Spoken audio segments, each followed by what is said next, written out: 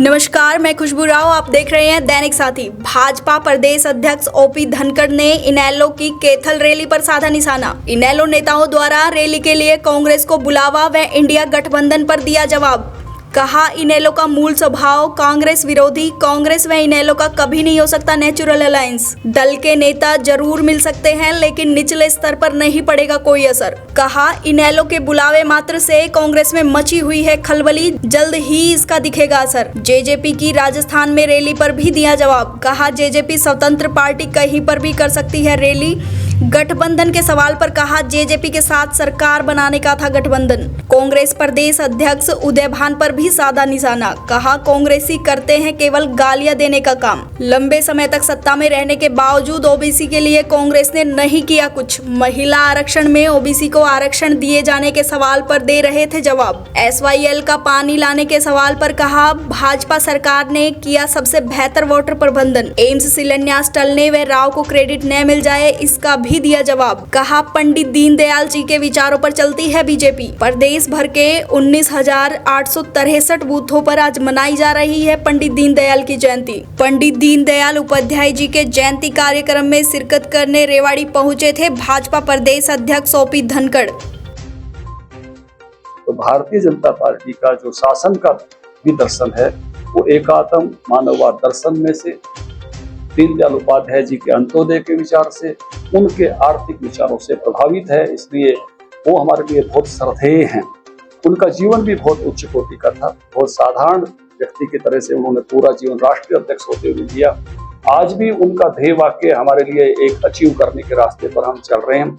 हर हाथ को काम, हर खेत को पानी। उन्होंने राष्ट्रीय अध्यक्ष बनते ही केरल के अधिवेशन में ये वाक्य कहा था कि हमारा लक्ष्य होना चाहिए हर हाथ को काम, हर खेत को पानी।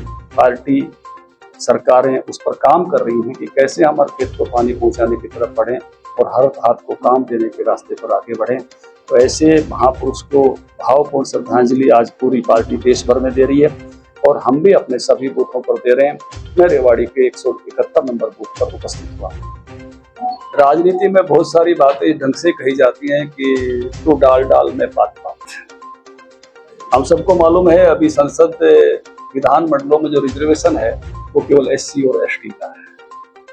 बीसी का रिजर्वेशन कांग्रेस के भी इतने वर्ष थे, किसी भी विधान मंडल में कोई रिजर्वेशन नहीं था। हरियाणा सरकार ने पहली बार नगर पालिका और पंचायती राज में उस को लेकर आई। शिक्षा में रिजर्वेशन आया था और कुछ नौकरियों में आया, लेकिन ये रिजर्वेशन विधान मंडलों में अभी नहीं है। इसलिए आज के विधान मंडलों में जिस चीज को लेकर आना था उसको अभी उसी विधान मंडल की व्यवस्था के हिसाब से लेकर आए। दूसरी बात ये भी आप सबको जानकारी में है कि कितने ऑफिसर किस वर्ग से आते। ये जो सिविल सर्विसेज की नौकरी है इसको आप इस रूप में कभी भी नहीं देख सकते। इसलिए ये आंकड़े केवल और केवल अपने आप को पैरवीकार दिखाने के लिए हैं, क्योंकि देश का सर्वोच्च नेतृत्व आज पिछड़े वर्ग से आता है।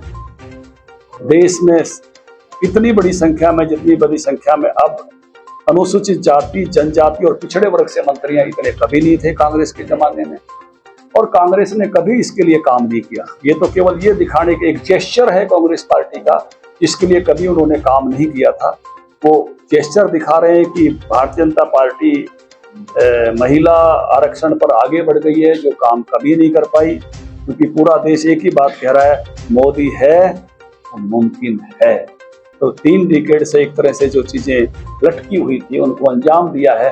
तो हम क्या कहें, कुछ और आगे कहें, ये बस उतनी सी बात है। कभी कांग्रेस का इस प्रकार का कमिटमेंट नहीं रहा, और जो लोग लड़कर आए अगर कहीं पर आए तो, और सबसे ज्यादा तकलीफ भी कांग्रेस ने देने की कोशिश की तो ओबीसी समाज के मुख्यमंत्री को ही गुजरात के मुख्यमंत्री के रूप में देने की कोशिश की थी। जितनी गालियां दी वो गालियां अभी भी हम सुन रहे हैं, हरियाणा में भी उसकी को सुन रहे हैं। इन्होंने कोई गालियां देने में, कांग्रेस पार्टी ने कभी भी हमारे सर्वोच्च नेता को गालियां देने में कभी कोई कसर नहीं छोड़ी।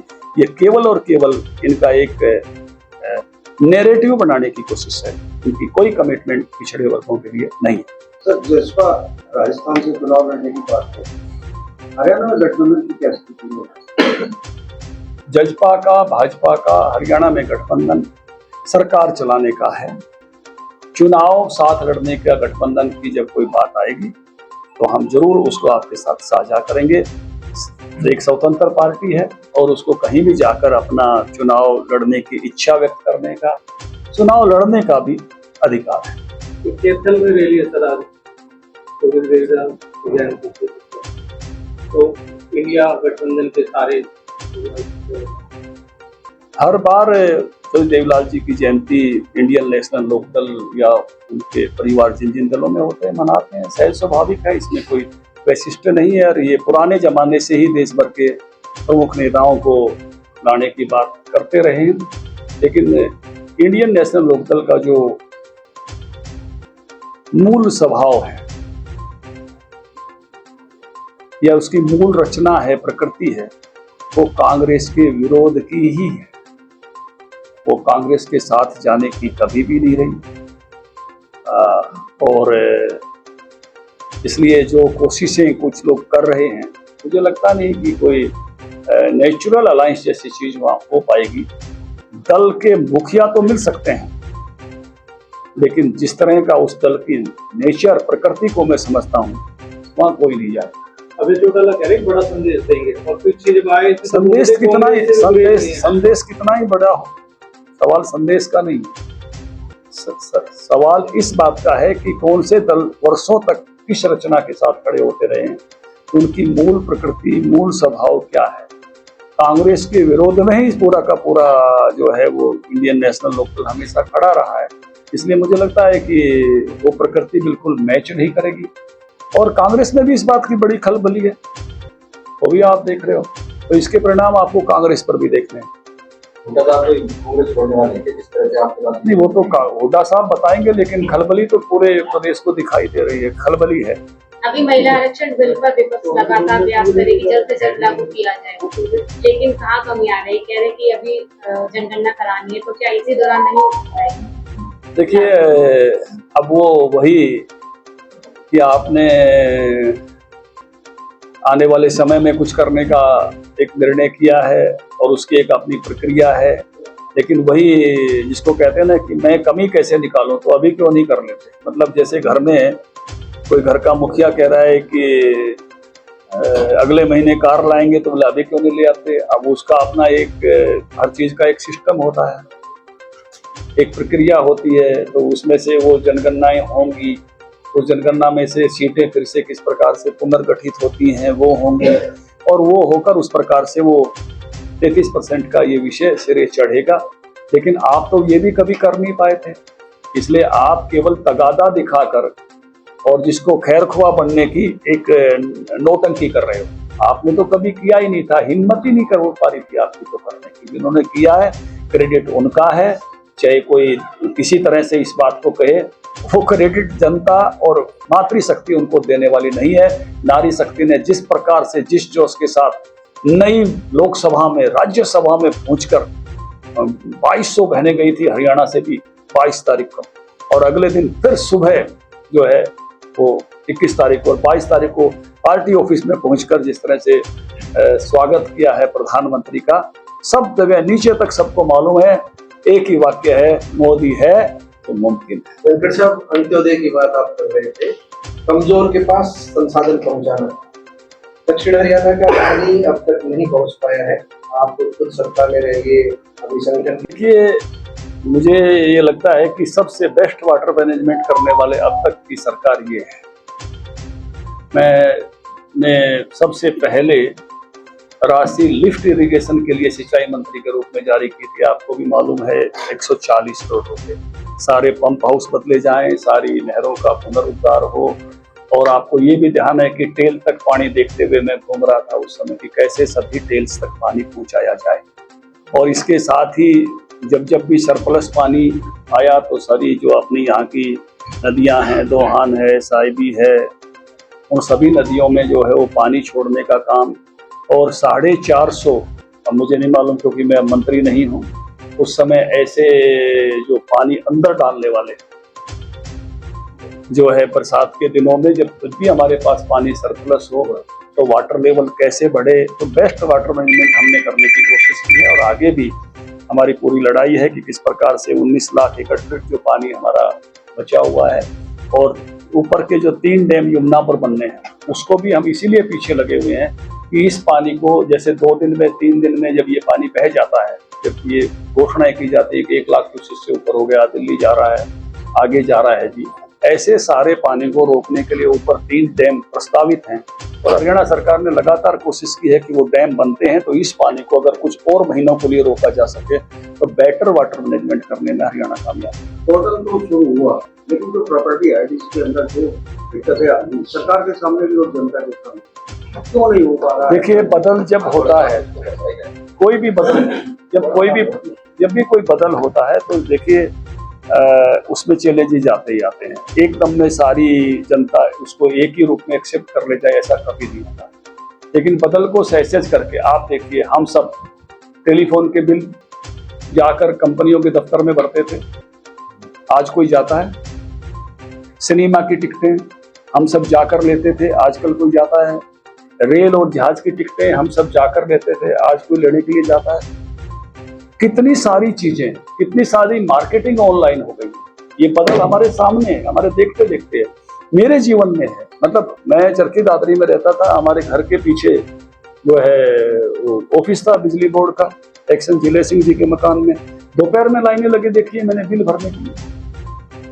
तो ये जो बदलाव है जो सारी सोसाइटी में हो रहा है, हर चीज के लिए उस प्रकार का बदलाव, ये ठीक है कि कठिनाई आती है तो हेल्पिंग हैंड भी खड़े कर रहे हैं।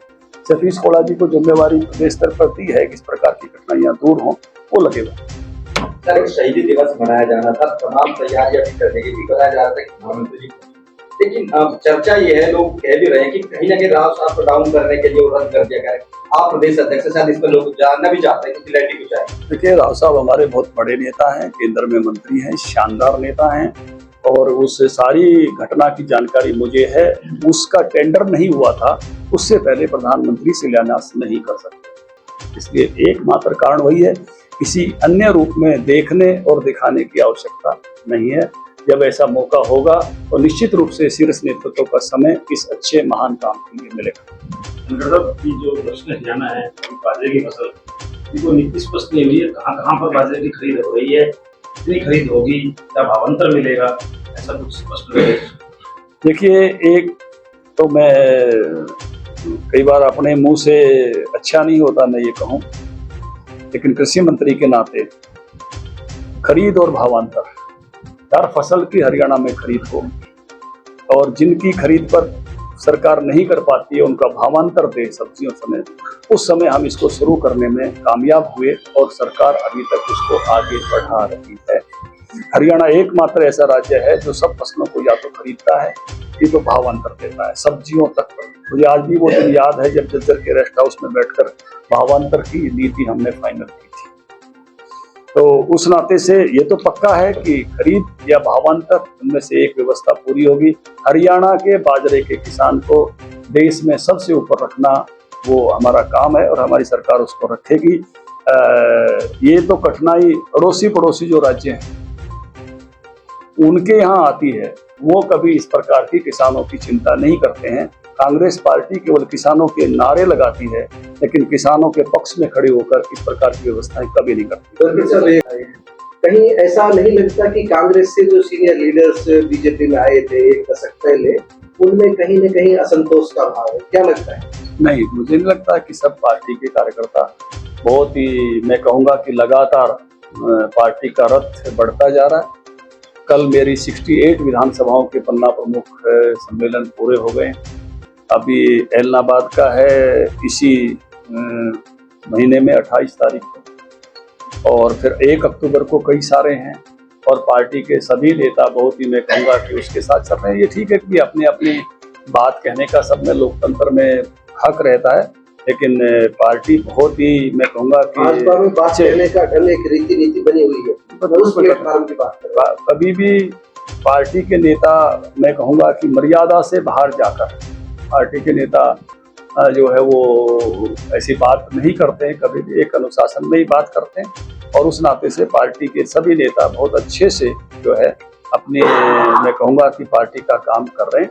अभी पार्टी की जो ताकत है, अगर मुझे कहना हो प्रदेश अध्यक्ष के नाते थे, संगठनात्मक दृष्टि से भारतीय जनता पार्टी का कार्यकर्ता ने इतनी मेहनत की है, किसी दल के कार्यकर्ता ने इतनी मेहनत नहीं की है। मैं दीनदयाल उपाध्याय जी की जयंती पर सभी कार्यकर्ताओं को इसके लिए कृतज्ञता व्यक्त कर रहा हूँ। उनके परिश्रम की पराकाष्ठा की मैं सराहना करना चाहता हूँ कि मेहनत की है सब।